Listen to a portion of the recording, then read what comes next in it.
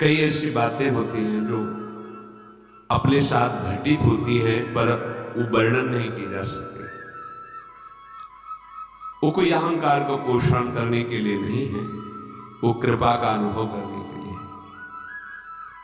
सन्यास वेश था, त्रिपुंड भगवान शिव का लगाए हुए। जब देखा कि वास की बड़ी अव्यवस्था है जहां जैसे, तो मदन मोहन जी का मंदिर ऊपर टीला में गए, एकांत 2-3 का समय होगा, दोपहर के, कोई नहीं। बहुत रोना, पहली बार ऐसा आया कि ऐसा लग रहा था कि हृदय फट जाए। कुछ महीने हुए थे, लगा वृंदावन छूट जाएगा, क्योंकि हम किसी को जानते नहीं थे, कोई परिचय नहीं था। निश्चय किया कि अब रात की गाड़ी से बनारस चले जाएंगे, घाटों में जीवन व्यतीत करना है। ठीक है, पर एकदम फिर आग लगी। अभी कोई वैष्णव दीक्षा या कोई ऐसा विधान नहीं, पूरे सन्यासी मन में फिर एकदम कि हमें कैसे वृंदावन हो सकते। एकदम याद आई कि लाडली जी का वृंदावन, अगर वो चाहे तो वृंदावन। अब कोई परिचय नहीं, क्योंकि ना तो वाणियों का परिचय था, न रसिकों का परिचय था, बस राधा राधा राधा। और अगर सुन रही हो लाडली जी तो आप कृपा करो, मुझे अधम को, मुझे नीच को भी कहीं एक जगह ऐसा वास दे दो जिससे जीवन आपकी चरण रज में कट जाए। बहुत विकल हो गए। कोई उत्तर नहीं मिला, निराश हो गए। नीचे उतरे कि आज रात की गाड़ी से वापस चले गए। नीचे उतरे, इतनी बड़ी लाली गौर पर और लाल चला था, गेरुआ ऐसे पकड़ा, ऐसे जाएगो बाबा जाएगो। तो हमें कुछ समझ में ही नहीं आ रहा, वैसे ऊपर से विकल हो गए थे। हमारे दिमाग में ऐसा है कि आसपास घर है, कोई घर से लाली ऐसा बालक वत्स खेल ऐसे, और 2-3-4 बार ऐसे घूमे आसपास और खेलते हुए चली गई। और आगे बढ़े तो उनका ये कैसे जानती थी कि हम जाना चाहते हैं बनारस। ये लौट पड़े, पूछा कि यहाँ किसी के घर में लाली। बोले यहाँ तो विरक्त महात्मा रहते हैं, मदन मोहन जी की सेवा लोग 1-2 घर ऐसे।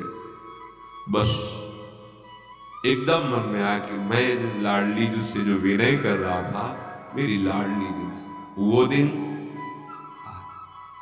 ये ऐसा ना समझे कि तुम्हारी बात वो सुन नहीं रही, पर तुम्हारा कोई और आश्रय है तो तुम्हें उत्तर मिलने में देर लगेगी। अगर कोई आश्रय नहीं तो वह नीचे उतरे थे और आश्चर्य में व्यवस्था, आश्चर्य में वहां पहुंचे जहां आश्रम में रहते थे। एक संत खड़े थे, वाह बाबा परिक्रमा करते हुए, ऐसे शहर में कोई परिचय नहीं मिलते। उन्होंने कहा कि अगर वो रहना चाहे तो एकांत स्थान है यहाँ, और ऐसा गौशाला है पास में, एकांत। ये हम वृंदाटवी को अपने बल से नहीं प्राप्त कर सकते। बिन रोए किन पाइया प्रेम प्यारा मीत। जब कोई आश्रय नहीं, कोई बल नहीं, तो फिर ये बल महाबल जागृत होता है किशोरी जी का। तो वृंदावन, वृंदाटवी बहुभवी सुपुण्य पुंजान नेत्रातिथि भवती यस्य महामहिमा। अब अगर लाडली जी कृपा ना करती, गए, फिर मन में जो वेदना होती धीरे धीरे वहां शांत हो जाती। ये वेदना तो यहां प्रकट होती है ना, ये प्रेम देश है, ये पकड़ता है हृदय को। जो कठोर हृदय है उसको द्रवित करता है, हम जान नहीं पाते। धीरे धीरे जलन बढ़ती बढ़ती वही विराग में बढ़ जाती है। हा किशोरी जो अब जिया नहीं जा रहा आपके, ये प्रेमान है। बोले अनेक जन्मों के पुण्य समूहों का मानो फल मिला हो जिसको एक बार वृंदावन देखने को मिल जाए। पूर्व संचित जितने पाप तस्येश्वरा सकल कर्म मृषा करोति। बिल्कुल बिल्कुल परम सत्य। जितने पूर्व संचित पाप हैं वो सब वृंदावन भस्म कर देता है। और आगे कह रहे आगामी अगर आगे कोई अपराध बन जाएगा तो बोले मृषा करोति, बिल्कुल उसे लिखा ही नहीं जाएगा। ये मां है वृंदाटवी। वृंदावन प्रभाव सुन अपनो ही गुण देत, जैसे बालक मलिन को मात गोद धर ले। और जो वृंदावन को अपना मान लेता है, कैसे अपना? कि जैसे एक पतिव्रता पत्नी अपने पति के सिवा उत्तम के बस असमन माही, सपने हो आन पुरुष जगनाई। तो क्या पुरुष है ही नहीं क्या संसार में? नहीं, उसकी दृष्टि में नहीं। उसकी दृष्टि में पुरुष तो सिर्फ उसका पति है, बस।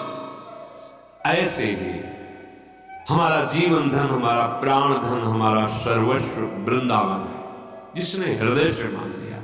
तो क्या कह रहे ब्रह्मादयस्त मति भक्ति युता स्तुवंती।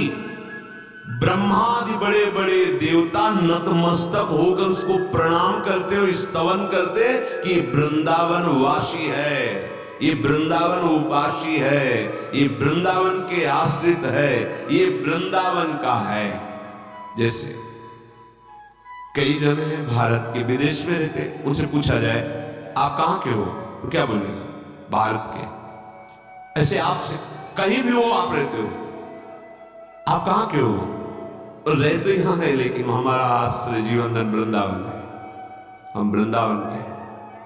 अंदर से तुम्हारे, बाहर से तो हम अमुक जगह अमुक कार्य के लिए रह रहे, लेकिन हम हैं वृंदावन के।